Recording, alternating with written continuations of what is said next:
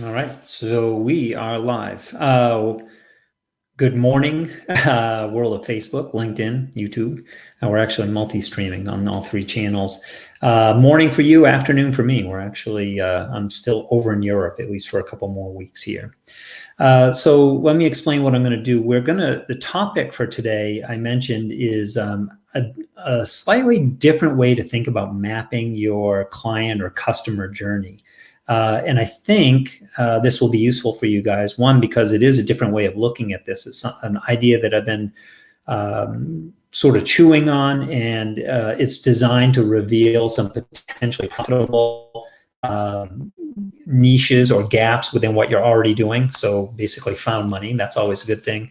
I'm also doing this. The coach that I'm working with has challenged us to teach more, take more of what we're doing with our clients, that experience of what we do with our clients, and bring more of it out to help and impact more people. So that's the second reason I'm doing this. First one is really just to clarify some of my own ideas around this and share it with anyone that it might benefit. So with that said, you guys don't need to see me on camera so much. Let's do this. See, yeah, that's what I was looking for. So this is a tool that I'm using. The topic, again, different way to think about mapping the client customer journey. The first thought I wanted to share was clients versus customers. This one's interesting to me because a lot of the sort of information that I've seen out there, coaching, training programs, usually talk about customers in the the e-commerce or B2C side, like lower priced products, transactional products, commodities, whereas clients tend to be more of those trusted advisor type relationships, high ticket clients, that kind of thing. With that said, that's like the traditional way of defining the difference between the two. I actually want to share something that Landon Porter put this out the other day in one of his emails, and I really like this distinction, which is customers buy from you once. Meaning it could still be a high ticket coaching program, but a client buys repeatedly. Boy, my spelling is really going to show up bad here. Repeatedly. So lifetime relationship. I really like this distinguishing between the client and customer, to the two different types of relationships, because whether it's accurate definition or not, that part I don't care so much. This puts the priority to me in the right place. So that's why I think this facilitates a better way of looking at the work that I do and the people that I interact with. I want clients buy. I'm less interested in having customers, because there's a lot of work in getting a customer or a client. So if I'm going to work that hard to meet someone and build that relationship, I want it to be a long-term relationship. So we'll just stick that off to the side. Let me bring my bullet back out here, and we'll, if everyone's clear on that, we'll close that one. We don't need that one to be in the way. So the next thing I want to share is, so we'll call this one mapping the journey. And for this, usually we start with the thing that you do, the product, the program, the service that you provide. In my case, we sort of have with SalesMap, we have a hybrid between a coaching and a service. It's a done with you program, so that there's sort of a hybrid there. But specifically for us, we want to help people. How can we describe this? I don't want to make this about SalesMap. I want to make it more general. So we'll say 2x your sales by bringing on a sales team. So that, again, if anyone's wondering, I don't want to make this wasn't intended to be a about sales map. It is related to what we do, but just because I can come up with my examples really quickly off the top of my head. So this is sort of the thing that we're mapping, right? This is the journey that we want the clients to make. How do they come into our world? How do they connect? What do they want? What do they need? All that discussion. Now, if someone is thinking about bringing on a sales team, there's probably a few things that have to happen first. For example, they are going to need a compelling offer, right? You've got to, either they already have something that they're selling and it's proven and it's validated in the marketplace, meaning that their market wants it and is willing to pay for it at whatever price they've established, but they've already need a compelling, I'm going to say / validated offer. So that's one thing that they might need. Then probably a likely next step is they're going to need leads. Perfect. Told you my spelling was going to show up in a terrible way here. Perfect clients, perfect prospects, we'll call them.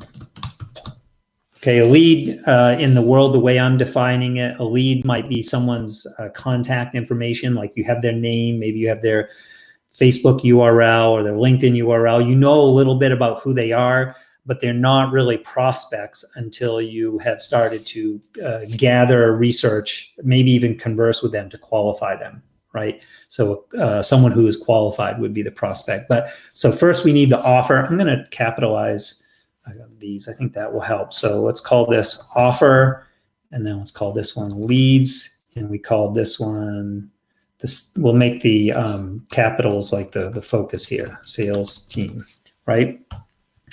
So what else would we potentially need in there? Oh yeah, this would, obviously if they're getting the leads, now we need a sales. Oops, I thought we still had caps. Like sales process that is proven to convert, right? So that now we've got several items here that are actually needed before they even get to building the sales team. That was something that we set out. That was like the focus, right? Again, I'm using myself as an example. Yours may be slightly different. The big thing I want you to do here is, as you build your, and this, let me step back for 1 second. When people start talking about mapping their client or their customer journey, sometimes we get a little bit ahead of ourselves. It has to be this beautiful, elaborate map, and it's a little intimidating. I'm trying to show you like the simplest form of starting to lay this out. Now, where you take this process, there's a number of things that you could do. This is like a good starting point. And in a moment, I'm going to show you something really cool. This is the different way of thinking about this. I'll show you something that you might not have thought about before, of how you can leverage a really simple customer map. In this case, it's like a list. We'll do that in a moment. But again, don't sometimes when we try to be too perfect or too complex, or we paralyze ourselves. We don't do anything, right? So I'm trying to make this super simple just to get you started, and then show you why you can leverage it to your advantage. So I think that's good. We started with the sales team, bringing on the sales team to double our sales. And then we said, well, there's going to be a few things that we need. This list could be 10 things before, but after the thing that you want to sell. Actually, let's put this in here. This is what we sell, right? Okay, maybe we'll even put this at the beginning. Just to clarify that this was the starting point, right? And then there's a few things that come after that that people are going to be wondering about as well. So for example, what did I have on my, they're probably going to want to think about the actually we're going to do all caps, right? Compensation plan. So how much to pay to get a great Sales pro. That's what we call our people sales pros. So compensate, and there we go. And let's boldface that, right? So that's something afterwards.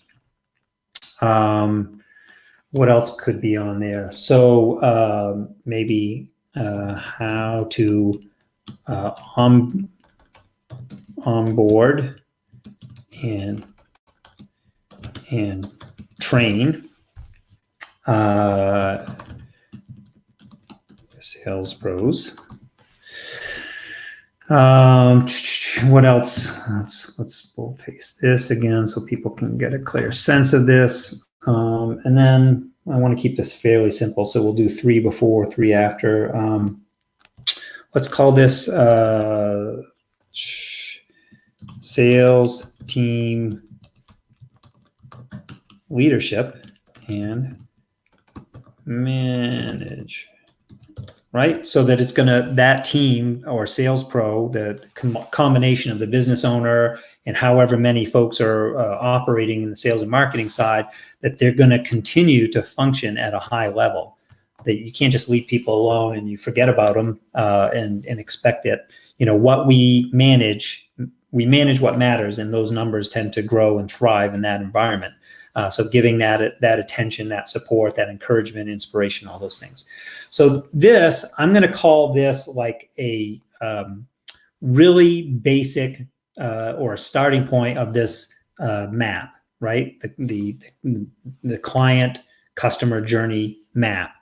Now, obviously, under just this step alone, we could have, so first thing is they've got a step 1, we'll call it step 2, these are things that have to happen for them to become clients of ours. So they've got to be aware of what we do.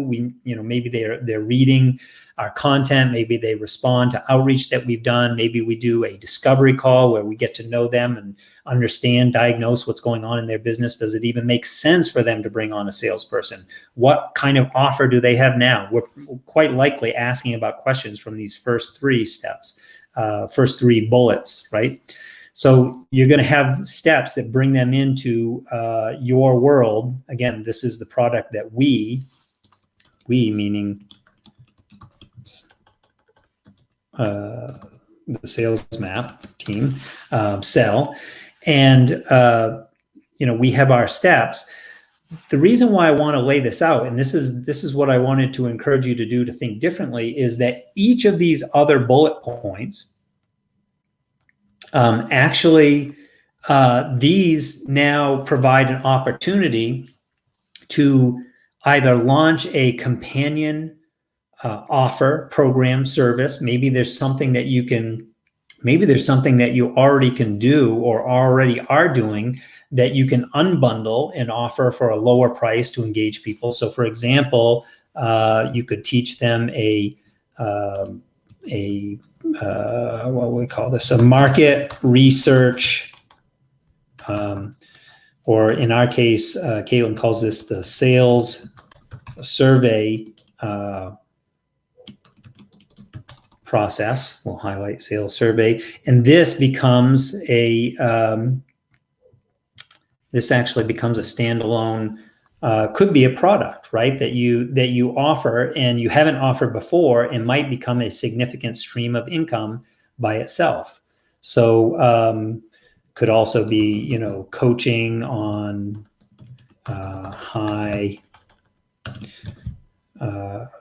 coaching on how to structure a high ticket offer. I know that's something that Janet is really, really good at, something that I've learned from her because I wasn't so good at that. I didn't know what they looked like, and I didn't know how to structure, like if you want to go up in your pricing, what could you potentially do?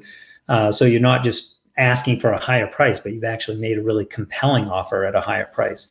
So these are examples of how you potentially could accentuate, add product lines, add programs, new levels to something that you're already doing. Or the other thing you might do here is a JV partnership. Okay, so maybe there is somebody that is already doing a great program where they work on creating compelling validated offers. And so that becomes a JV partnership, which then produces some kind of, we'll call it a referral commission. It could be an affiliate commission. I don't like that as much, and I'll tell you why in a moment. Okay, but basically this is added revenue that you potentially could bring in. And the reason I say so, referral commissions are introductions, and affiliates are usually, I want to say introductions with follow-up. Because advisors, folks who are in the coaching consulting space, if you're like a trusted advisor, maybe even a fiduciary advisor with your clients, you're not going to just make an introduction and walk away and forget about it. You're going to check in on both sides. Hey, did this work out? You really want to support both sides, because those relationships are the social currency of your business on both sides. So it's really important that we'll say, I'm going to highlight, boldface that, with follow-up, and we'll call affiliate is more like an introduction with no follow-up. Okay, because affiliates are like, here's my link, click on the link, you buy, I get a commission, and we kind of forget about it after that. So my point being, in this structure, this JV partnership that we did here could actually fit under each of these, right? It could be under the leads. It could be, you might have someone who's, if you're not selling something in the lead space, like a process, a really good lead generation process, some people might, let's put something else in here. Let's call it like, could be funnels and automation. But before we do funnels and automation, probably, let's take this down because I want to use the 4 gears of marketing methodology. So let's call that, put that there. So this is like 3rd gear. This one is like 4th gear. And if you guys haven't seen, the article that I have over on LinkedIn, it might be a useful reference here. I'll explain this in just a moment. We'll do 2nd gear is content or attraction. Actually, I don't want to use the word attraction. I'll tell you why in a moment. Inbound marketing. And then 1st gear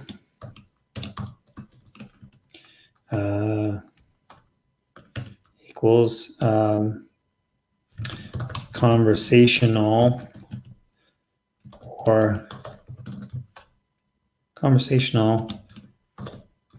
outreach or outbound. Is this making sense for folks?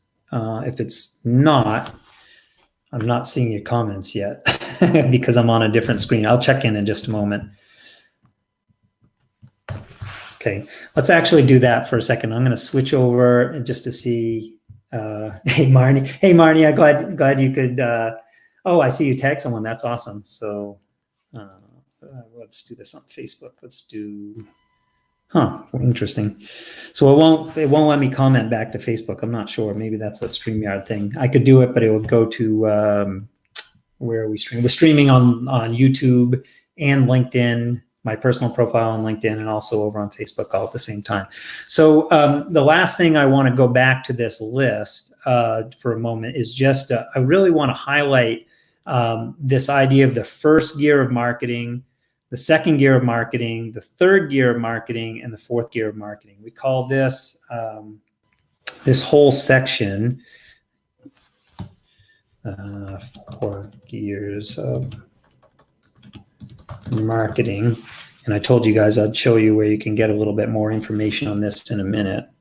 Nothing. I'm not selling anything here. This is just what I hope will be helpful, and I'm putting this together in the in an upcoming training. So the 4 gears of marketing basically is this idea that a lot of people out there are trying to sell funnels and automation. I'm not naming names. I'm not throwing rocks. Everyone's fighting the good fight, growing their businesses. But my experience, and I know this is true for a lot of you out there, was you have built funnels, you built automation. Maybe you ran, a paid traffic campaign, and we're all enticed by that idea. If I could just, they sell the dream of pay $1 and get 2 back. And if you can get that working, we'll do it over and over again as fast as we can. We'll trade $100 for 200. We'll trade $100,000 for $200,000. We'll just keep trading that $1 for 2, except it's hard.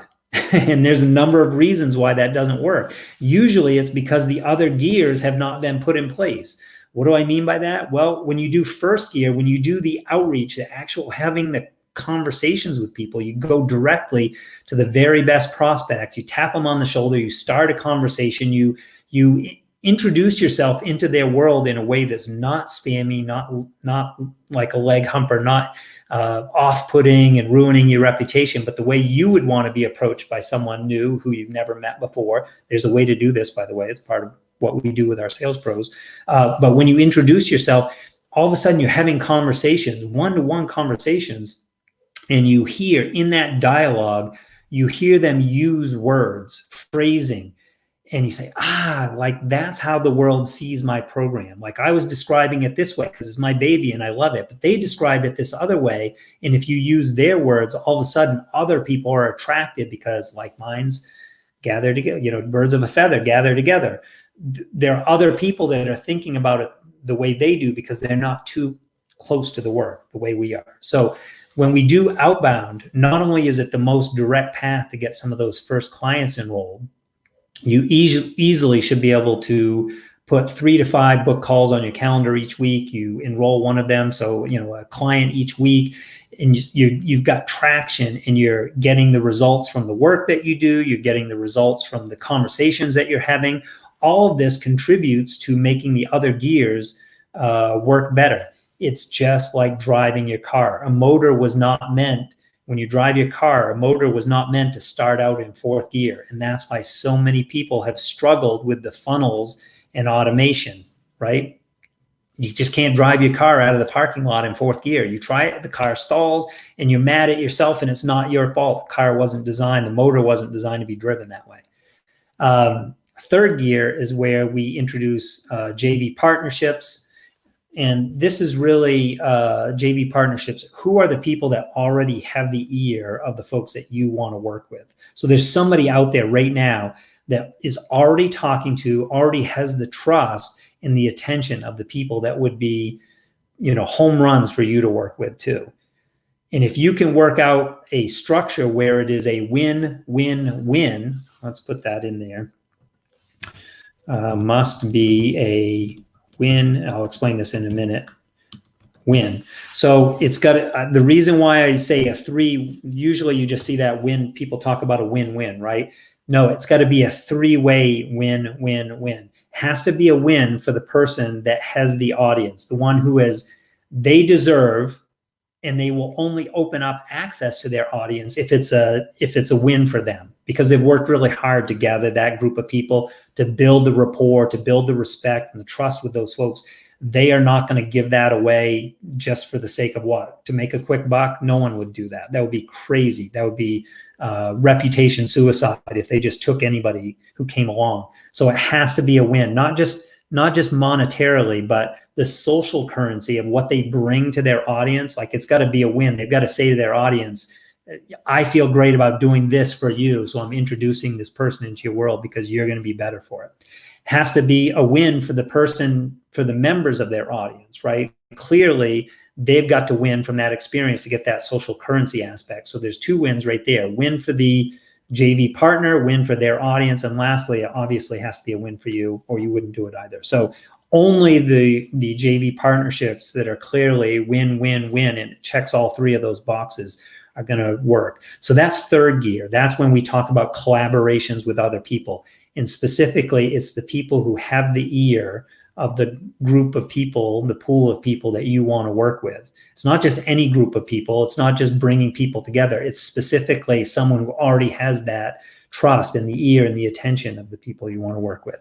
Second gear, we kind of jumped over, but clearly if you're driving your car, you can drive out of the parking lot in first gear. You can go down the street in second gear. You can go up the on-ramp in third gear. Fourth gear is where you're going to hit the expressway, and that's when life is good. You're cruising down the interstate, top is down, the wind's in your hair, right? Life is good, sun is shining, you know, you're in your sports car, you're waving to everybody going by, life is good. That's fourth gear. We all want to get there, but there's a process. And when you put the right strategy in place, one of the things that we found is that when you do this direct outreach, conversational outreach, and you go directly to the people you should be working with and should be talking to, and you have more of those conversations, one of the first things that they will do is they'll say, oh, you know, who is this person who just entered my world? I don't know a whole lot about them. They're going to go check you out. And one of the first things that they're going to do is they're going to look at your content. What kind of content or thought leadership are you putting out? What is this person all about? Like, what do they believe? Do we have something in common? And this is why this is like the contrarian approach. I'll even put that in there for folks that it's like a contrarian approach to content marketing. And I say contrarian because most people think that content equals attraction. They're trying to attract their leads by putting blog posts out there and podcasts. How can I say, do I have an option here to, do I have an option to cross this out? What if I say it's complete? Yeah, I cross that one out. Content does not equal attraction marketing. That's not what we want to do there. What we want is we want to use content to create better conversations, right? So think about what did Adam Urbanski is one of the coaches I'm working with. Love him to death. Really smart guy. I'm going to credit Adam for sharing this into my world, and he also gave credit to, I think, Rick Sheffrin, who shared this with him, right? That's what we all share our ideas. We all get smarter together. Teach to the objections, excuse me. Teach to the objections. So what are the reasons why someone would not enroll with you? Well, we want to create content that answers, give your best answers. I don't know about you, but I don't always have my best answer right on the tip of my tongue. As I get better and better, I do. But sometimes I go back and I think about it, and I'm thinking about this conversation. And, really was hoping she was going to enroll with us, and she didn't. Why didn't she do that? Like, it totally made sense. And then I'm like, I should have said, you know, if I just shared this, if I had answered her question this way, we'd be working together right now, right? Have you ever had that experience? So when you teach to the objections, you take those best of the best answers, you put them in the form of content, blog posts, podcasts, videos, maybe even a live stream like we're doing right now. And you put that someplace where you can refer folks to it, or they're going to find it organically on their own. And now all of a sudden, when you do enter those conversations, they've already read the best answers. Like, they're already halfway down the road with you because they're in your world, in your sphere of influence. So I don't know, is this stuff making sense? Here's the big idea. Let's map this customer journey. But oops, I didn't mean to do that. Can I bring it back? Oh, sorry. So map the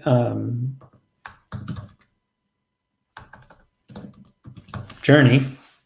All right. And we're going to do this for clients or customers. We talked about the difference between them, difference between customers and clients up above. We're going to map this journey by laying out these bullet points. We started here. This is what we do with Sales Map. You know, we want to help you at least double, maybe even 3x. It really depends on where you're at, but 2 to 3x your sales by bringing on a sales team. But there are things that have to happen before. You got to have a compelling offer. You got to have leads. You got to have a sales process that's proven to convert, right? And those are all opportunities to create additional products, additional programs, additional coaching, additional training. If you don't have that already, maybe you can partner up in a strategic partnership with someone who does offer that. And then that brought us into this whole concept of the 4 gears of marketing, which is right here. And we'll close that up so get it out of the way. But the 4 gears of marketing as an example. And I think that's pretty much what I wanted to cover. I really wanted to capture these notes today. Let me come back on the screen here.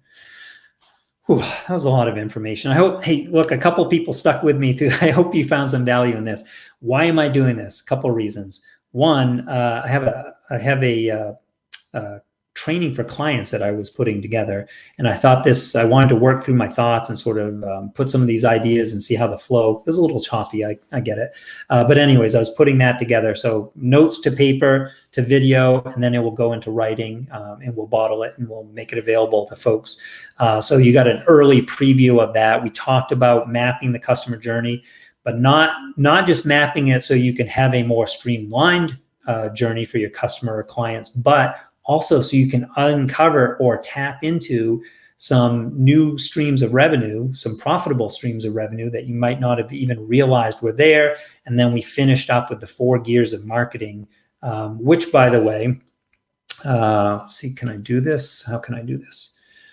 So let's do this for a second. And I'm going to show you on LinkedIn. I'm grabbing a URL real quick here. Because if somebody wants a little bit more information about what I was showing you, I kind of gave you the really short version. But if you go to this article, by the way, you can find this on look me up on LinkedIn. You will see in my profile a link to this, the 4 gears of marketing, how to make them work for you. This is what I call an epic blog post. I'm going to scroll through this, but you're going to see this is like, yeah, there's a video here where I talked about some of this. There's slides in this. We break down the, first gear, second gear, third gear, fourth gear. This is like a 3,000 word blog post. There's links in here to some really good resources, folks that I've found are really good in the different, respective gears, why you should care, who I am, all this stuff. I do a couple of these epic blog posts each year with the intention of really just putting some information out there that I can do it in one place, one time. And as I'm talking with folks, I like to then refer them to an article like this. So if I want to have a better conversation with them and I want them to understand this 4 gear methodology, I'll say, you know what, take a look at this first. Then let's talk about where this fits in your world. Do you agree with this worldview? This is a methodology that we work through. So if someone's trying to go out and hit funnels and automation up front and they haven't worked the first 3 gears, they're in the parking lot struggling to get their motor running, get the car out of the parking lot because it keeps stalling in 4th gear. That's my opinion. You may or may not agree. If you'd like to talk a little bit more about any of this information, there's no big call to action. Just hit me up. Facebook, LinkedIn would be a great place too.